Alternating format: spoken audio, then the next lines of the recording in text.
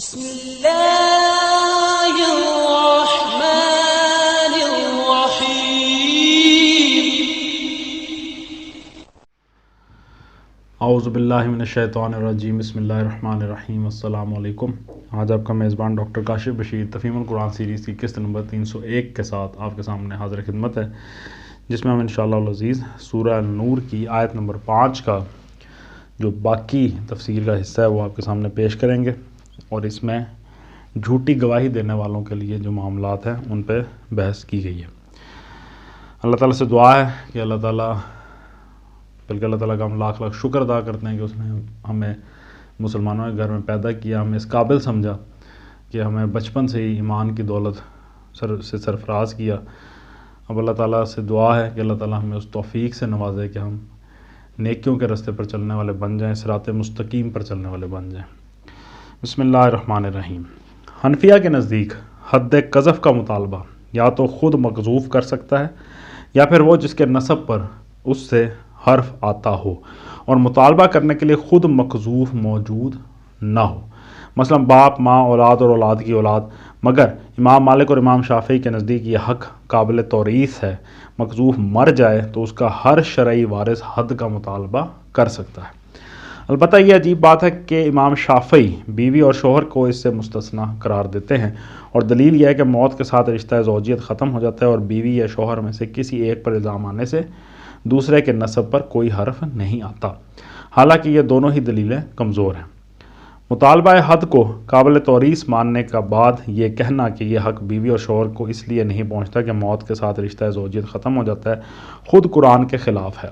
کیونکہ قرآن نے ایک کے مرنے کے بعد دوسرے کو اس کا وارث قرار دیا ہے۔ رہی یہ بات کہ زوجین میں سے کسی ایک پر الزام آنے سے دوسروں کے نسب پر کوئی حرف نہیں آتا، تو یہ شوہر کے معاملے میں چاہے صحیح ہو مگر بیوی کے معاملے میں تو قطعاً غلط ہے۔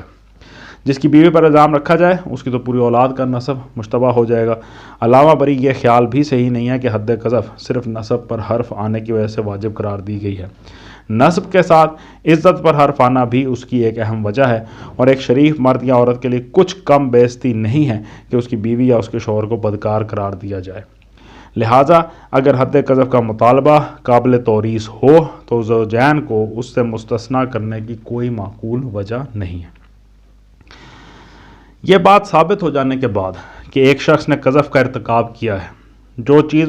اسے حد سے بچا سکتی ہے وہ صرف یہ ہے کہ وہ 4 گواہ ایسے لائے جو عدالت میں یہ شہادت دیں کہ انہوں نے مقذوف کو فلاں مرد یا عورت کے ساتھ بالفعل زنا کرتے دیکھا ہے۔ حنفیہ کے نزدیک یہ 4 گواہ بیک وقت عدالت میں آنے چاہیے اور انہیں بیک وقت شہادت دینی چاہیے، کیونکہ اگر وہ یک کے بعد دیگرے آئیں تو ان میں سے ہر ایک قاذف ہوتا چلا جائے گا اور اس کے لیے پھر 4 گواہوں کی ضرورت ہوگی۔ لیکن یہ ایک کمزور بات ہے۔ صحیح بات امام شافعی اور عثمان البتی نے کہی ہے کہ گواہوں کے بیک وقت آنے اور یک بعد دیگرے آنے سے کوئی فرق نہیں پڑتا، بلکہ زیادہ بہتر یہ ہے کہ دوسرے مقدمات کی طرح گواہ ایک کے بعد ایک آئے اور شہادت دے۔ حنفیہ کے نزدیک ان گواہوں کا عادل ہونا ضروری نہیں ہے۔ اگر قاذف 4 فاسق گواہ بھی لے آئے تو وہ حد قذف سے بچ جائے گا، اور ساتھ ہی مقذوف بھی حد زنا سے محفوظ رہے گا، کیونکہ گواہ عادل نہیں ہے۔ البتہ کافر یا اندھے یا غلام یا قذف کے جرم میں پہلے کے سزا یافتہ گواہ پیش کر کے قاذف سزا سے نہیں بچ سکتا، مگر امام شافعی کہتے ہیں کہ قاذف اگر فاسق گواہ پیش کرے تو وہ اور اس کے گواہ سب حد کے مستحق ہوں گے، اور یہی رائے امام مالک کی بھی ہے۔ اس معاملے میں حنفیہ کا مسلک ہی اقرب علی الصواب معلوم ہوتا ہے۔ گواہ اگر عادل ہوں تو قاذف جرم قذف سے بری ہو جائے گا اور مقذوف پر جرم زنا ثابت ہو جائے گا، لیکن اگر گواہ عادل نہ ہوں تو قاذف کا قذف اور مقذوف کا فعل زنا اور گواہوں کا صدق و کذب ساری ہی چیزیں مشکوک قرار پائیں گی، اور شک کی بنا پر کسی کو بھی حد کا مستوجب قرار نہ دیا جا سکے گا۔ پھر آتا ہے کہ جو شخص ایسی شہادت پیش نہ کر سکے جو اسے جرم قذف سے بری کر سکتی ہو، اس کے لیے قرآن نے 3 حکم ثابت کیے ہیں۔ ایک یہ کہ اسے 80 کوڑے لگائے جائیں، دوسرے یہ کہ اس کی شہادت کبھی قبول نہ کی جائے، تیسرے یہ کہ وہ فاسق ہے۔ اس کے بعد قرآن میں آتا ہے کہ سوائے ان لوگوں کے جو اس کے بعد توبہ کریں اور اصلاح کریں کہ اللہ غفور اور رحیم ہے۔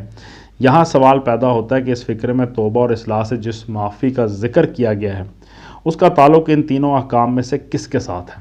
فقہا کا اس پر اتفاق ہے کہ پہلے حکم سے اس کا تعلق نہیں ہے، یعنی توبہ سے حد ساقط نہیں ہوگی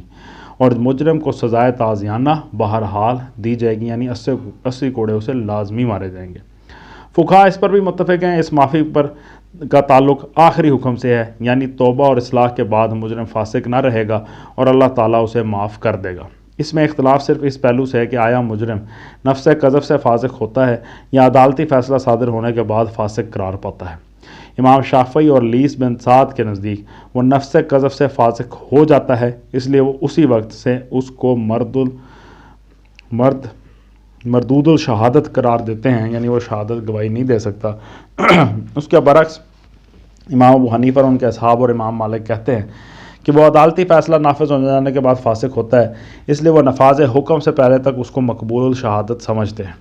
لیکن حق یہ ہے کہ مجرم کا عند اللہ فاسق ہونا نفس قذف کا نتیجہ ہے اور عند الناس فاسق ہونا اس پر موقوف ہے کہ عدالت میں اس کا جرم ثابت ہوا اور وہ سزا پائے۔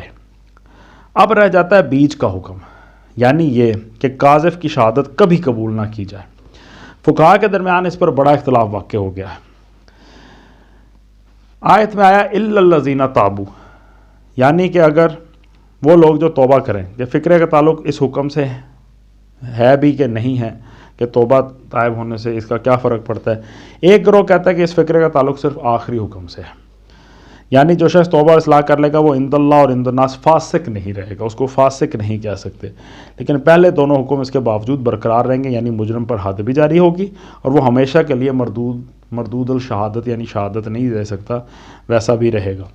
اس گروہ میں قاضی شریح، سعید بن مسیب، سعید بن جبیر، حسن بصری، ابراہیم نخعی، ابن سیرین، مکحول عبد الرحمن بن زید، ابو حنیفہ، ابو یوسف، ظفر، محمد،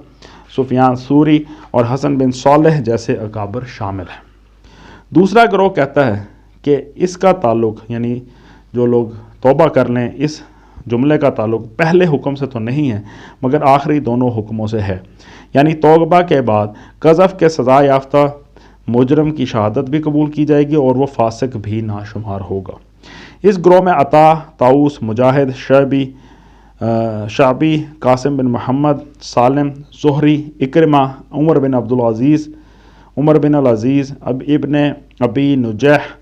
سلیمان بن یسار، مسروق، ضحاک، مالک بن انس، عثمان البتی، لیس بن سعد، شافعی، احمد بن حنبل اور ابن جریر طبری جیسے بزرگ شامل ہیں۔ یہ لوگ اپنی تائید میں دوسرے دلائل کے ساتھ حضرت عمر رضی اللہ تعالیٰ عنہ کا اس فیصلے کو بھی پیش کرتے ہیں جو انہوں نے مغیرہ بن شعبہ کے مقدمے میں کیا تھا، کیونکہ اس کی بعض روایات میں یہ ذکر ہے کہ حد جاری کرنے کے بعد حضرت عمر رضی اللہ تعالیٰ عنہ نے ابو بکرہ اور ان کے دونوں ساتھیوں سے کہا، اگر تم توبہ کر لو یا اپنے جھوٹ کا اقرار کر لو تو میں آئندہ تمہاری شہادت قبول کروں گا، ورنہ نہیں۔ دونوں ساتھیوں نے اقرار کر لیا مگر ابو بکر اپنے قول پر قائم رہے۔ بظاہر یہ ایک بڑی قوی تائید معلوم ہوتی ہے، لیکن مغیرہ بن شعبہ کے مقدمے کی جو رودات ہم پہلے درج کر چکے ہیں اس پر غور کرنے سے صاف ظاہر ہو جاتا ہے کہ اس نظیر سے اس مسئلے میں استدلال کرنا درست نہیں ہے۔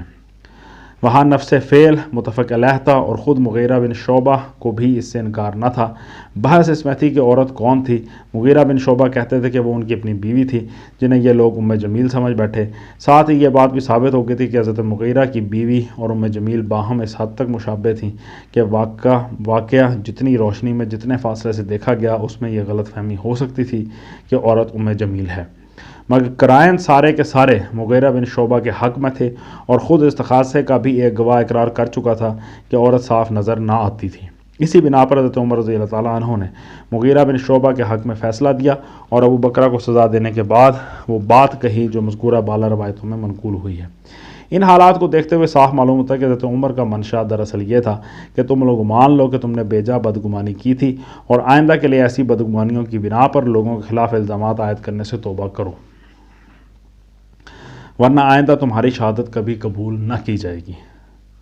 حقیقت یہ ہے، اس سے یہ نتیجہ نہیں نکالا جا سکتا کہ جو شخص صریح جھوٹا ثابت ہو جائے وہ بھی حضرت عمر رضی اللہ تعالیٰ عنہ کے نزدیک توبہ کر کے مقبول الشہادت ہو سکتا ہے۔ اس مسئلے میں پہلے گروہ ہی کی رائے زیادہ وزنی ہے۔ آدمی کی توبہ کا حال خدا کے سوا کوئی نہیں جان سکتا۔ ہمارے سامنے جو شخص توبہ کرے گا ہم سے اس حد تک تو رعایت دے سکتے ہیں کہ اسے فاسق کے نام سے یاد نہ کریں، لیکن اس حد تک رعایت نہیں دے سکتے کہ جس کی زبان کا اعتبار ایک دفعہ جاتا رہا ہے اس پر پھر محض اس لیے اعتبار کرنے لگیں کہ وہ ہمارے سامنے توبہ کر رہا ہے۔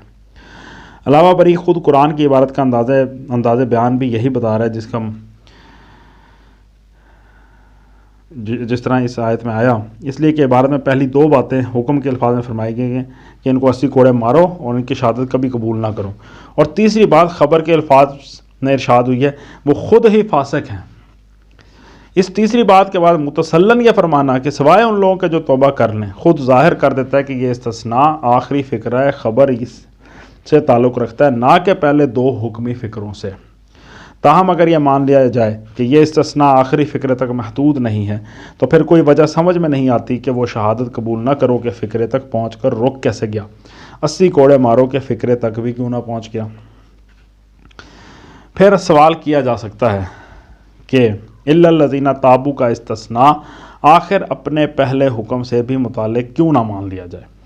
قذف آخر ایک قسم کی توہین ہی تو ہے۔ ایک آدمی اس کے بعد اپنا قصور مان لے، مقذوف سے معافی مانگ لے اور آئندہ کے لیے حرکت سے توبہ کر لے تو آخر کیوں نہ اسے چھوڑ دیا جائے، جبکہ اللہ تعالیٰ خود حکم بیان کرنے کے بعد فرما رہا ہے کہ جو لوگ توبہ کر لیں اور اللہ غفور الرحیم ہے۔ یہ تو ایک عجیب بات ہوگی کہ خدا معاف کر دے اور بندہ معاف نہ کرے۔ اس کا جواب یہ ہے کہ توبہ دراصل تا، واو، با اور ہا کے تلفظ کا نام نہیں ہے، بلکہ دل کے احساس ندامت اور عزم اصلاح اور رجوع الی الخیر کا نام ہے، اور اس چیز کا حال اللہ تعالیٰ کے سوا کسی کو معلوم نہیں ہو سکتا۔ اسی لیے توبہ سے دنیاوی سزائیں معاف نہیں ہوتیں بلکہ صرف اخروی سزا معاف ہوتی ہے، اور اسی لیے اللہ تعالیٰ نے یہ نہیں فرمایا ہے کہ اگر وہ توبہ کر لیں تو تم انہیں چھوڑ دو، بلکہ یہ فرمایا کہ جو لوگ توبہ کر لیں گے میں ان کے حق میں غفور و رحیم ہوں۔ اگر توبہ سے دنیاوی سزائیں بھی معاف ہونے لگیں تو آخر وہ کون سا مجرم ہے جو سزا سے بچنے کے لیے توبہ نہ کر لے گا؟ پھر یہ بھی سوال کیا جا سکتا ہے کہ ایک شخص کا اپنے الزام کے ثبوت میں شہادت نہ لا سکنا لازماً یہی معنی تو نہیں رکھتا کہ وہ جھوٹا ہو۔ کیا یہ ممکن نہیں ہے کہ اس کا الزام واقعی صحیح ہو اور وہ ثبوت مہیا کرنے میں ناکام رہے؟ پھر کیا وجہ ہے کہ اسے صرف ثبوت نہ دے سکنے کی بنا پر فاسق ٹھہرایا جائے، اور وہ بھی عند الناس ہی نہیں عند اللہ بھی؟ اس کا جواب یہ ہے کہ ایک شخص نے اگر اپنی آنکھوں سے بھی کسی کو بدکاری کرتے دیکھ لیا ہو پھر بھی وہ اس کا چرچا کرنے اور شہادت کے بغیر اس پر الزام عائد کرنے میں گناہ گار ہے۔ شریعت الہی یہ نہیں چاہتی کہ ایک شخص اگر ایک گوشے میں نجاست لیے بیٹھا ہو تو دوسرا شخص اٹھا کر سارے معاشرے میں بانٹتا پھیلا دے۔ اس نجاست کی موجودگی کا اگر اس کو علم ہے تو اس کے لیے دو ہی راستے ہیں، یا اس کو جہاں وہ پڑی ہے وہیں پڑا رہنے دے، چپ ہو جائے، یا پھر اس کی موجودگی کا ثبوت دے کے حکومت اسلامی کے حکام سے اسے صاف کروائے۔ ان دو راستوں کے سوا کوئی تیسرا راستہ اس کے لیے نہیں ہے۔ اگر وہ پبلک میں چرچا کرے گا تو محدود گندگی کو وسیع پیمانے پر پھیلانے کا مجرم ہوگا، اور اگر وہ قابل اطمینان شہادت کے بغیر حکام تک معاملہ لے جائے گا تو حکام اس گندگی کو صاف نہ کر سکیں گے۔ نتیجہ اس کا یہ ہوگا کہ اس مقدمے کی ناکامی گندگی کی اشاعت کا سبب بھی بنے گی اور بدکاروں میں جرت بھی پیدا کر دے گی۔ اسی لیے ثبوت اور شہادت کے بغیر قذف کا ارتکاب کرنے والا بہرحال فاسق ہے، خواہ وہ اپنی جگہ سچا ہی کیوں نہ ہو۔ پھر آتا ہے کہ حد قذف کے بارے میں فقہائے حنفیہ کی رائے یہ ہے کہ قاذف کو زانی کی بنسبت ہلکی مار ماری جائے، یعنی تازیانے تو 80 ہی ہوں مگر ضرب اتنی سخت نہیں ہونی چاہیے جتنی زانی کو لگائی جاتی ہے، اس لیے کہ جس الزام کے قصور میں سزا دی جا رہی ہے اس میں اس کا جھوٹا ہونا بہرحال یقینی نہیں ہے۔ پھر آتا ہے تکرار قذف کے بارے میں حنفیہ اور جمہور فقہا کا مسلک یہ ہے کہ قاذف نے سزا پانے سے پہلے یا سزا کے دوران میں خواہ کتنی ہی مرتبہ ایک شخص پر الزام لگایا ہو اس پر ایک ہی حد جاری کی جائے گی، اور اگر اجرائے حد کے بعد وہ اپنے سابق الزام ہی کی تکرار کرتا رہے تو جو حد اسے لگائی جا چکی ہے وہی کافی ہوگی۔ البتہ اگر اجرائے حد کے بعد وہ اس شخص پر ایک نیا الزام زنا عائد کر دے تو پھر نئے سرے سے مقدمہ قائم کیا جائے گا۔ مغیرہ بن شعبہ کے مقدمے میں سزا پانے کے بعد ابو بکر کھلے بندوں کہتے رہے کہ میں شہادت دیتا ہوں کہ مغیرہ نے زنا کا ارتکاب کیا تھا۔ حضرت عمر رضی اللہ تعالیٰ نے ارادہ کیا کہ ان پر پھر مقدمہ قائم کریں، مگر چونکہ وہ سابق الزام ہی کو دہرا رہے تھے اس لیے حضرت علی رضی اللہ تعالیٰ عنہ نے رائے دی کہ اس پر دوسرا مقدمہ نہیں چلایا جا سکتا، اور حضرت عمر رضی اللہ تعالیٰ عنہ نے ان کی رائے قبول کر لی۔ اس کے بعد فقہا میں اس بات پر قریب اتفاق ہو گیا کہ سزا یافتہ قاذف کو صرف نئے الزام ہی پر پکڑا جا سکتا ہے، سابق الزام کے اعادے پر نہیں۔ پھر آتا ہے قذف جماعت کے معاملے میں فقہا کے درمیان اختلاف ہے۔ حنفیہ کہتے ہیں اگر ایک شخص بہت سے لوگوں پر بھی الزام لگائے، خواہ ایک لفظ میں یا الگ الگ الفاظ میں، تو اس پر ایک ہی حد لگائی جائے گی، الا یہ کہ حد لگنے کے بعد وہ پھر کسی نئے قذف کا ارتکاب کرے، اس لیے کہ آیت کے الفاظ یہ ہیں جو لوگ پاک دامن عورتوں پر الزام لگائیں۔ اس سے معلوم ہوا کہ ایک فرد ہی نہیں، ایک جماعت پر الزام لگانے والا بھی صرف ایک ہی حد کا مستحق ہے۔ نیز اس لیے بھی زنا کا کوئی الزام ایسا نہیں ہو سکتا جو کم از کم دو شخصوں پر نہ لگتا ہو۔ مگر اس کے باوجود شارع نے ایک ہی حد کا حکم دیا، عورت پر الزام کے لیے الگ اور مرد پر الزام کے لیے الگ حد کا حکم نہیں دیا۔ بخلاف اس کے امام شافعی کہتے ہیں کہ ایک جماعت پر الزام لگانے والا خواہ ایک لفظ میں الزام لگائے یا الگ الگ الفاظ میں، اس پر ہر شخص کے لیے الگ الگ پوری حد لگائی جائے گی۔ یہی رائے عثمان البتی کی بھی ہے، اور ابن ابی لیلہ کا قول جس میں شعبی اور اوزاعی بھی ان کے ہم نوا ہیں وہ یہ ہے کہ ایک لفظ میں پوری جماعت کو زانی کہنے والا ایک حد کا مستحق ہے، اور الگ الگ الفاظ میں ہر ایک کو کہنے والا ہر ایک کے لیے الگ حد کا مستحق۔ صدق اللہ العلی العظیم۔ الحمدللہ آج ہم نے سورہ النور کی آیت نمبر 5 تک کا ترجمہ اور مکمل تفسیر پر غور کرنے کی کوشش کی ہے۔ بہت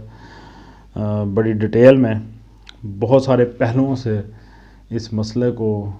ٹٹولا گیا ہے تفسیر میں، اور اس کو انالائز کیا گیا ہے، اس کو بیان کیا گیا۔ اللہ تعالیٰ کا لاکھ لاکھ شکر ہے کہ ہمیں اللہ نے اس موقع سے سرفراز کیا کہ ہم قرآن شریف کو سمجھنے کی کوشش کریں۔ اللہ سے دعا ہے کہ ہمارے ذہن اور دلوں کو کھولے، اس قرآن کی برکتوں سے منور فرمائے، اور اس کی برکت سے ہماری زندگیوں میں مثبت تبدیلیاں رونما ہوں۔ اسی دعا کے ساتھ آپ سے اجازت چاہیں گے۔ اپنا بہت خیال رکھیں۔ آپ لوگوں کا بہت بہت شکریہ۔ اللہ حافظ۔